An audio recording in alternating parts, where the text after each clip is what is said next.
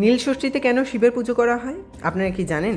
গ্রাম বাংলার ষষ্ঠী তিথিতে উর্বরা শক্তি দেবী ষষ্ঠীর আরাধনা করার প্রথা আছে।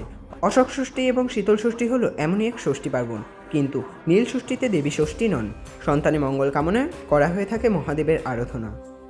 প্রচলিত কাহিনী অনুসারে পিতা দক্ষের আয়োজিত যজ্ঞে স্বামী মহাদেবের অপমান সহ্য করতে না পেরে আগুনে আত্মহতি দিয়েছিলেন শিবের পত্নী সতী। তারপর নীলাধ্বজ রাজার ঘরে আবার জন্ম নেন তিনি। সেই জন্মে তার নাম হয় নীলাবতী।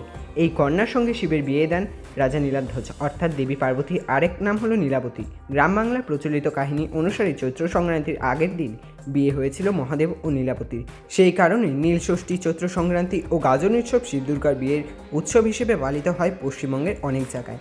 গাজনের সময় গ্রাম বাংলার শিব ও পার্বতী সেচে সেচে ঘুরে ঘুরে ভিক্ষা সংগ্রহ করার ছবি দেখা যায়। এরকমই আরও অজানা ভিডিও পেতে আমাদের চ্যানেলটি সাবস্ক্রাইব করুন, কমেন্টে লিখুন হর হর মহাদেব।